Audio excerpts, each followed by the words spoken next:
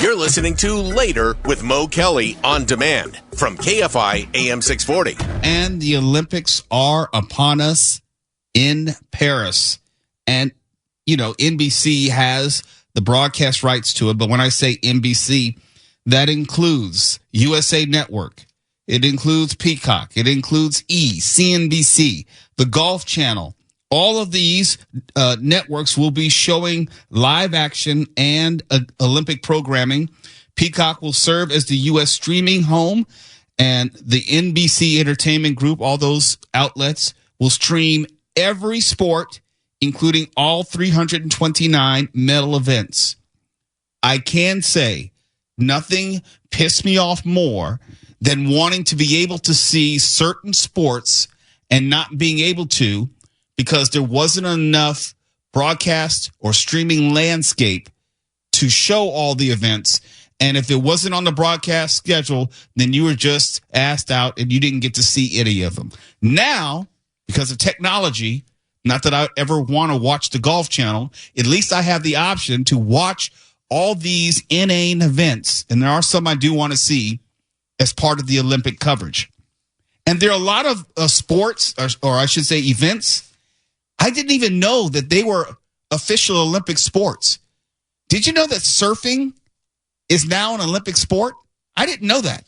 What about that stick with the ribbon and the ball thing? Rhythmic gymnastics. You got to be really pissed if you missed that. Look, and I unfortunately had to watch that for decades because they usually put that as part of the gymnastics final, so it was kind of just wrapped in there. Well, it's a legit sport, if you wanted to know.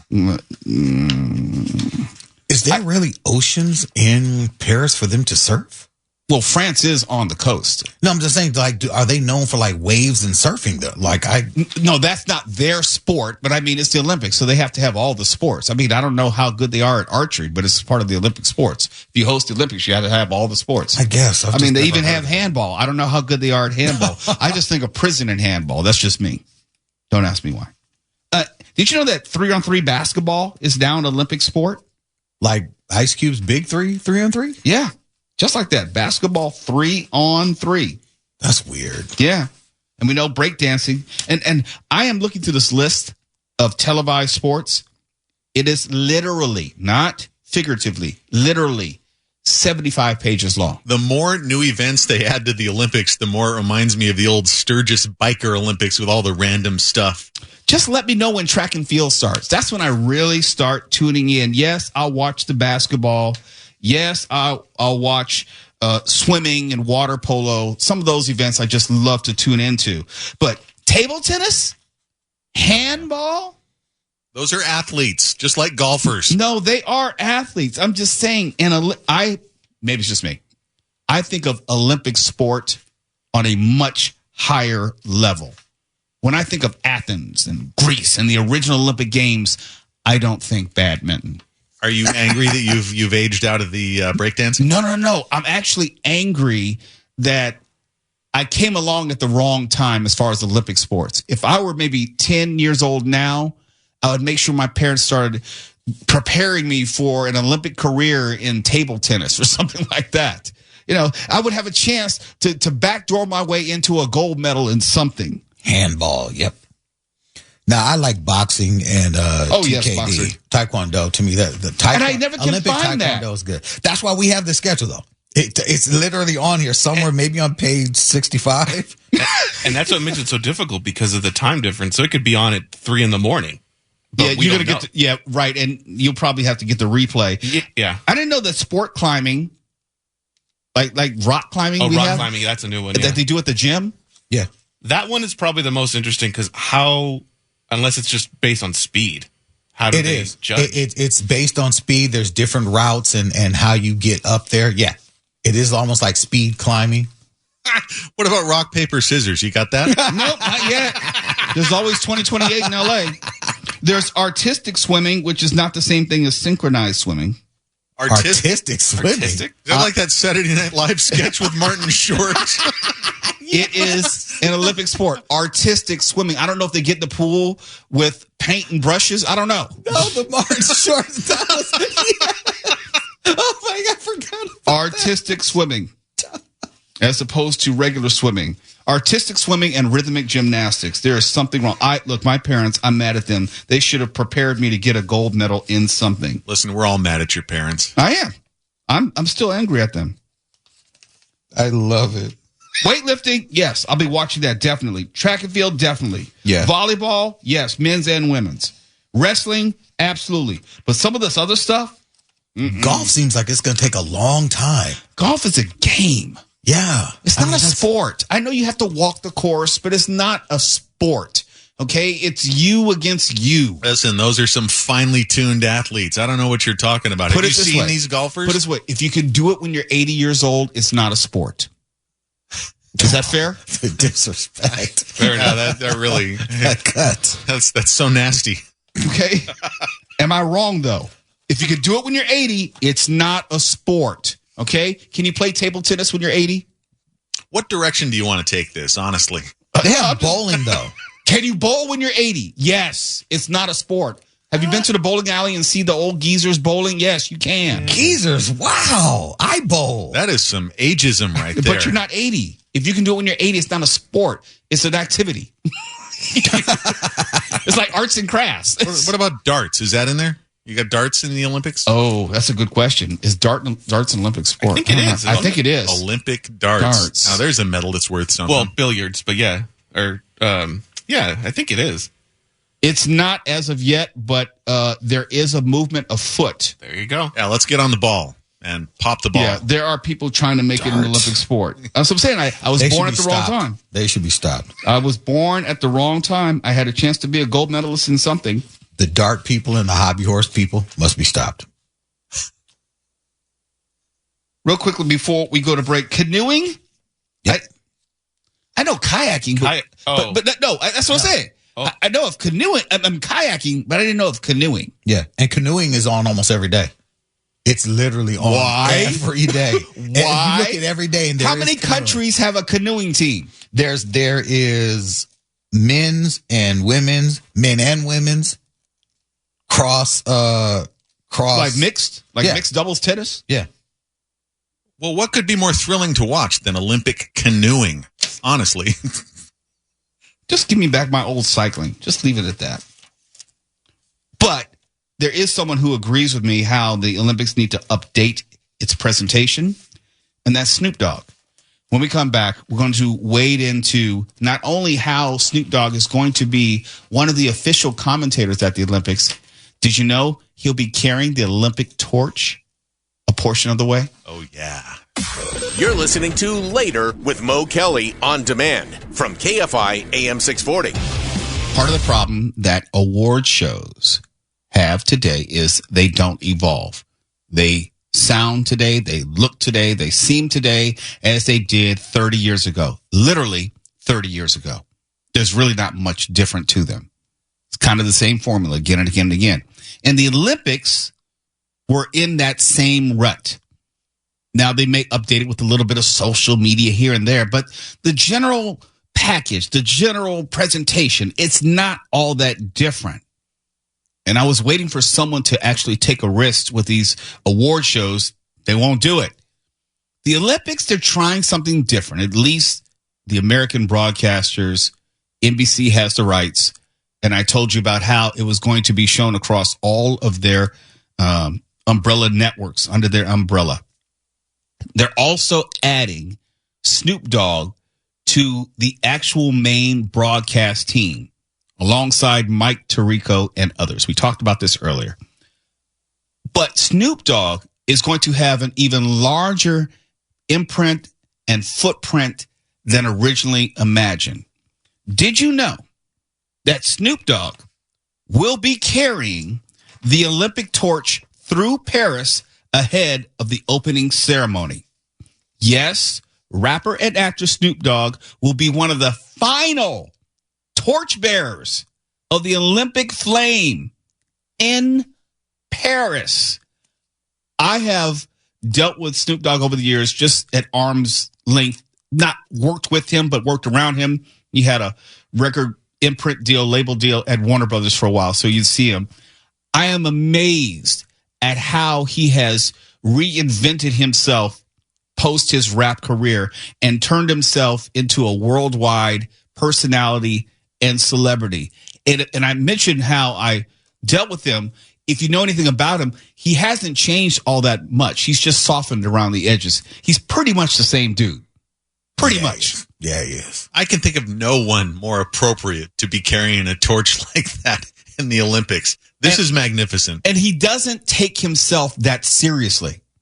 I think he's self-aware where he's like, look, Snoop Dogg, he's a grandfather now. He wants to handle his Pop Warner Football League. He's all about love. He's all about having fun. And he knows why he's appealing. And he's not a buffoon, not by any stretch of the imagination. He just makes things funny. When I first saw him as a sports commentator, and there's probably a connection here, when he was doing the Triller celebrity boxing matches. Yep. And he was just an ad hoc commentator, just riffing. It was hilarious. Some executive somewhere saw that and said, I got an idea. And they kind of tried him out on Winter Olympics coverage, and they sort of started preparing him for Summer Olympics coverage. In fact, a couple of years ago, they had Kevin Hart and Snoop Dogg start looking at events without telling them in advance what it was, and then offering commentary. And it was some of the funniest stuff that I had seen. For example, here's one between Kevin Hart and Snoop Dogg, and the producers are just putting up Olympic events. They're not telling them in advance, and they just have to narrate what they see. Roll that clip. Okay. 2 sets of Speedos. Okay, here we go. Oh, They must be twin. It's twin. It's twerking. Maybe some synchronized. I think it's synchronized. Is it synchronized? Yeah, they're doing it together. Synchronized. Okay, here we go.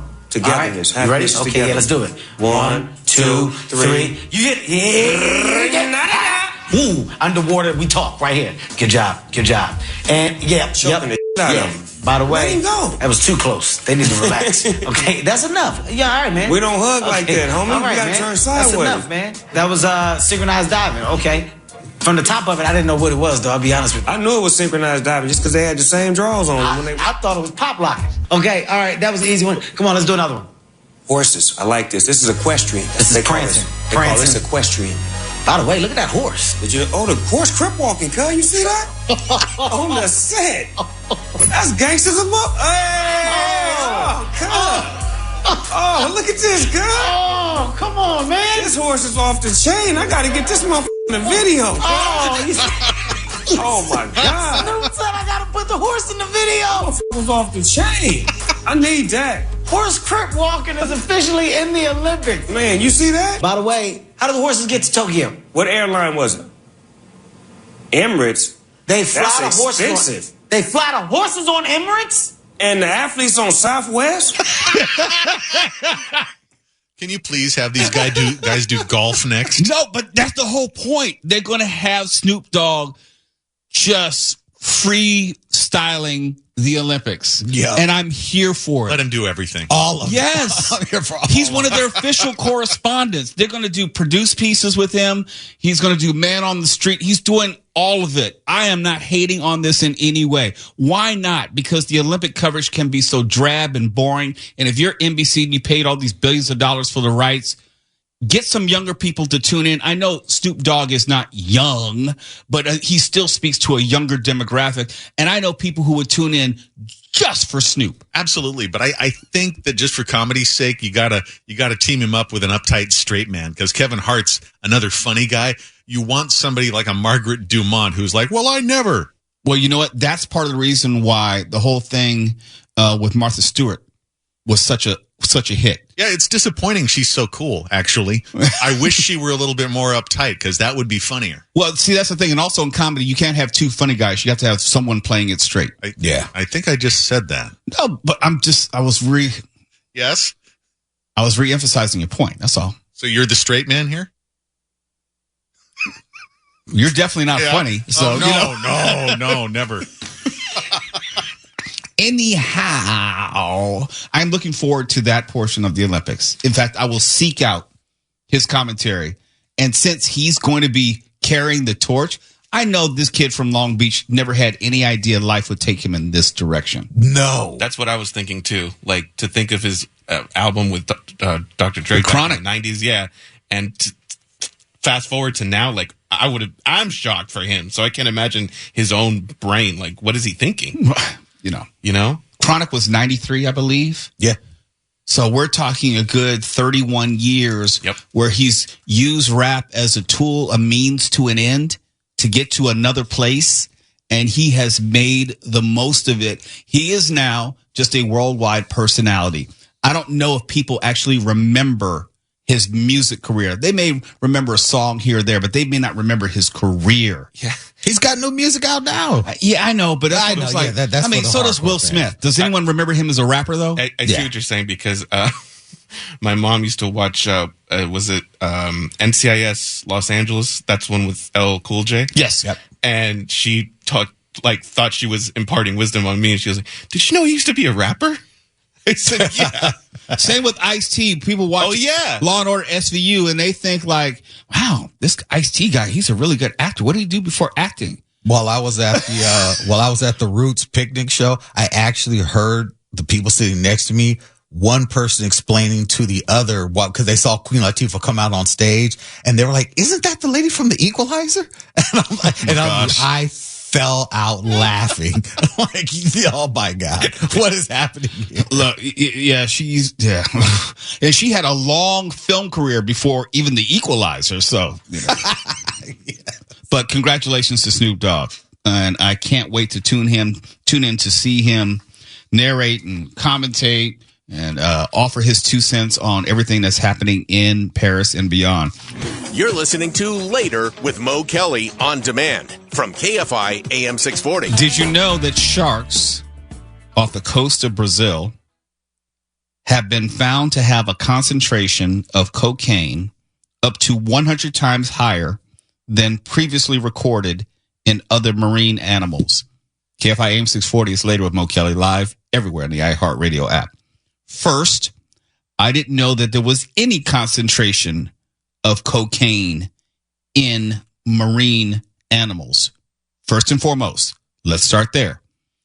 I surely did not know that sharks off the coast of Brazil were found to have a concentration of cocaine up to 100 times higher than the baseline of fish with coke. I didn't know that was a thing, not until today. Researchers have discovered that sharks off the coast of Brazil have tested positive for cocaine. Let me stop right there. Why are you testing sharks for cocaine? Are they swimming wildly about? Are they unable to say the alphabet backwards? I don't know. What would precipitate a test of a shark for cocaine? They're talking a lot and they think they're really interesting. It's almost like testing a grouper fish for STDs. How did we get there? What was the impetus for offering the test? Anyhow, 13 sharp-nosed sharks were purchased from fishermen near Rio de Janeiro by researchers. Upon dissection, tests on the liver and muscle tissue of these sharks revealed cocaine in all samples. I don't think of sharks as being the perfect drug mule, so let's move that out of the equation. I don't think they're running coke via sharks. Maybe it's the great white shark. Come on, Foosh. No. Foosh. That's a little bit on the shark nose. The findings were published in the journal Science of the Total Environment, and it confirmed what they call long-standing concerns about the impact of human drug use on marine life. Can someone connect these dots for me? How is it that if Mark were to get high every night on cocaine, okay, not Mark. You know where I work. I can't afford cocaine. But that's why I can use you as a foil here, okay? We know that you're not doing that. Okay. But hypothetically speaking, if Mark were part of the cocaine-inducing population, how does that transfer to the shark swimming population? Because cocaine is not something you just throw in the ocean, right? Ideally, no. So how is it that the sharks are ending up with the cocaine, but the general mammal and marine, not mammal, but marine population are not ending up with the cocaine. Well, Mo, maybe we have a urine-based mystery here because you do hear about things like birth control in the water because that's where people's wee-wee goes. Oh, so the sharks are... They're swimming around in the urine of people who have consumed coke. Well, let's get into some of the theories as to how this might have happened. Some of the theories about the source of the cocaine include spillovers from illegal drug labs, human excrement. So you're warm. You're warm. I don't want to get that warm. And discarded bundles of cocaine from drug traffickers. But why the sharks? You know what I mean? Why is it just the sharks, not marine life generally? Because it's 100 times more. I think it is because drug dealers in Brazil are discarding bodies by throwing them into shark-infested water. Oh, I don't think so, Tuala. That's bull. No, wait, I'm serious. I think the drug dealers they are getting mules, people who don't want to act right, anyone. Oh, and they're going to feed them to the fishes. Yeah. Anyone they may be testing their product out on, throw them in the ocean. We're done with them. And to add to his point, maybe also because they're like the most predatorial as far as it comes to ocean life, you know? Maybe. You're not going to have guppies coming in, going against the sharks if there's, like Tuala said, bodies being thrown in there. Okay, now you're introducing facts and science and logic, all right? There's no place for that here. You don't want a coked up shark. You're definitely going to need a bigger That's boat. a movie waiting to happen. Well, they've already had Cocaine Bear, True, so right? why not have Cocaine Shark? Cocaine. Cocaine Sharknado. Well, there we go. There we go. Okay. Merge the franchises. Yeah, now we're talking. Cocaine Bear was based on a true story where a bear happened upon a drug stash that fell out of a plane or something. So, And I'm here to tell you, it really wasn't a terrible movie either. no, it wasn't. I did see it. It was the gore and the horror, pretty damn good. I was on the bear's side the whole time. Well, the bear didn't do anything wrong. The bear didn't break any laws. It wasn't like the bear was trying to carry coke across the border. The bear was the victim. Yeah, he was poisoned. Yeah. He was. Actually, Essentially. Just like these innocent sharks. well, the sharks are the victim here. That is fair. That is true. Because there's no way they could have obtained the coke on their own. It wasn't like they went to Mexico for a weekend You don't see sharks rolling up hundreds to snort. and hanging out with cartels, making deals. And then they try to take the cocaine from Mexico to Brazil. There's not an instance of that. So I can't really blame the victim here. Say hello to my little friend. I knew you were going to use that. That's bull. The representative from South Carolina has an objection. Yeah, just go ahead and turn in your resignation, okay? You got 5 minutes. No, thank you. It's Later with Mo Kelly, KFI AM 640. We're live everywhere on the iHeartRadio app. Later with Mo Kelly on KFI AM 640. Live everywhere on the iHeartRadio app. And I have some big news to share. Big news. You may know that producer, Tuala Sharp, he has this phobia, an irrational fear of water. You may also know that I like to go on cruises. My wife and I, we try to do, or at least before the pandemic, we would do a cruise a year. We went on one last year, just like the Mexican Riviera with friends and family. It was a short cruise last year, 3-day cruise. But it was more like exposing cruising to other members from family who had never been on a cruise before. And it was an easy way, relatively inexpensive way to enjoy a cruise. It was on Carnival, like an entry cruise, just to get your feet wet. No pun intended. This year, my family and some friends are going on a similar cruise for Labor Day weekend. It's going to be on Royal Caribbean, and it's going to be over Labor Day weekend, same area, down, California coast, Baja, Mexico, Ensenada, Mexico, that kind of thing. But joining us, despite his irrational fear of water, is none other than Tuala Sharp. I wouldn't call it irrational. It's a very rational fear. Healthy fear. Okay. It's a healthy fear. But you're getting on the ship. Look, I am dipping my proverbial toes into the water this Monday by going to Catalina. That would be my first time. Just embracing it. Okay. I'm embracing it. I'm taking it on. But after, my son had such a good time hanging out with yours on 4th of July and they just bonded. When you mentioned the cruise and that they were like, hey man, you know, Mason should go with us. I talked to my son and he was like, absolutely, we got to. And he was just hyped. And just the look in his face and the opportunity to hang out with some guys that he feels are really, really cool and kind of like, you know, he just bonded with them. I said, you know what? Damn, man. You got to get over this, because eventually when the ice caps finish melting, we will all be, you know, in water world, and that's the way it's going to be. So I'm going to have to be on boats eventually, because we all will be, especially if we're here in California. Yeah, when the world goes to pot, you know, and goes to hell in a handbasket, I am not going to be hanging around. I'm not. Look, we'll be here. It's going to be sooner than later. It's not going to be later. It may be. That means I'll be leaving up out of here sooner than later. I'm not trying to live in the Mad Max dystopian, you know, post-apocalyptic world. I'm going to need you to help me take over a cruise ship and we start booting people off. Well, you're going to need to learn how to swim first. Okay. Look, I was here last night and I said, oh, damn it. Okay, let me do this. And I went on, I followed the link that La Mujer sent and I was checking it out and I'm like, wow, man, look at all this. This is pretty cool. And it is actually affordable. It really, really is. And so, yeah, I said, you know what? I closed my eyes and hit purchase. And yes. Gotta live a little. Gotta live a little.